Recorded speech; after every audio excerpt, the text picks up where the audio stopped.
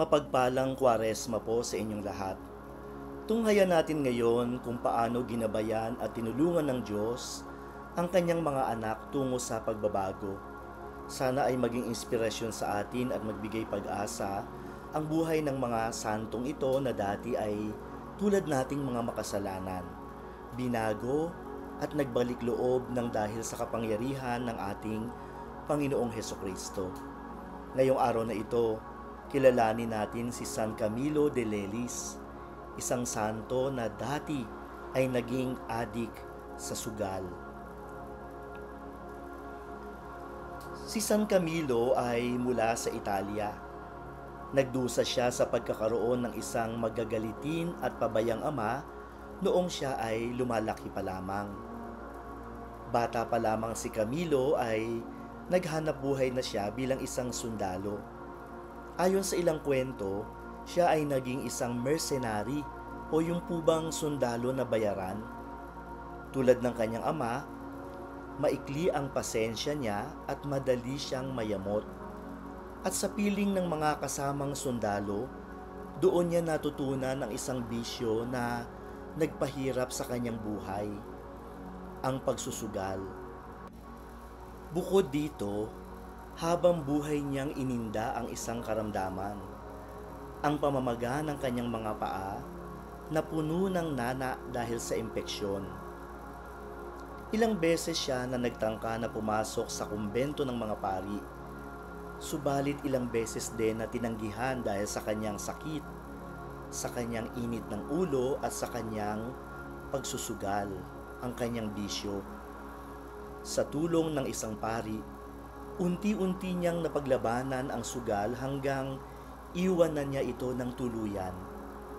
Naganap ito nang maunawaan niya na dapat pagtuunan ng pansin ang mga mas mahahalagang bagay sa ating buhay at dapat iwaglit ang hindi naman makatutulong sa atin sa bandang huli.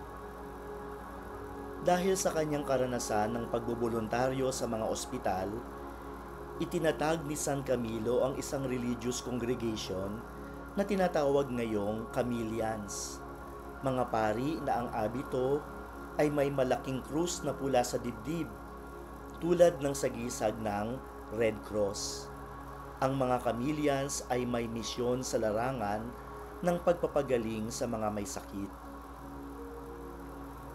Ano ang aral na makikita natin sa buhay ni San Camilo?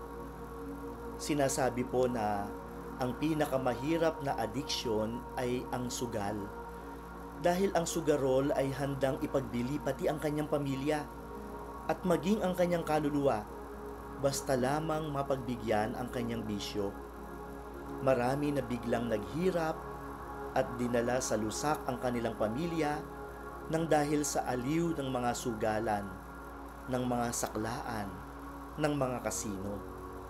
Sa buhay ni San Camilo, makikita natin na kapag isinuko sa Diyos ang bisyo, gagawa at gagawa ng paraan ang Diyos Espiritu Santo upang ituwid ang maling landas at maglahad ng bagong buhay tungo sa pagbabago, kapayapaan, katiwasayan at kabanalan. Ipagdasal natin ang mga nagdudusa ng adiksyon at hilingin natin sa Diyos ang tagumpay sa kanilang paghilom at pagpapanibago. Panalangin para sa mga adik sa sugal. Sa ngalan ng Ama at ng Anak at ng Espiritu Santo. Amen. Diyos ng habag, pinupuri ka namin sa ngalan ng iyong anak na si Hesukristo na lumingap sa lahat ng mga lumalapit sa Kanya. Pagkalooban mo po ng lakas ang iyong mga lingkod na nabubulid sa adiksyon sa sugal. Balutin mo po sila sa iyong pagmamahal at ibalik sa kalayaan ng mga anak ng Diyos. Tulungan mo rin po ang kanilang mga pamilya na naaapektuhan ng bisyong ito. Panginoon, maawain mong masdan ang lahat ng nawalan ng kalusugan, katinuan at kalayaan. Ibalik mo po sa kanila ang tiwala sa iyong walang hanggang awa. Palakasin sila habang sila'y nagpapagaling at tulungan silang tumanggi sa mga tukso. Sa mga nagmamahal at nag-aalaga sa kanila, Panginoon, Ipagkaloob mo po ang pangunawa at matiyagang pagmamahal. Hiling namin ito sa ngalan ni Kristong aming Panginoon. Amen. Sa ngalan ng Ama at ng Anak at ng Espiritu Santo. Amen.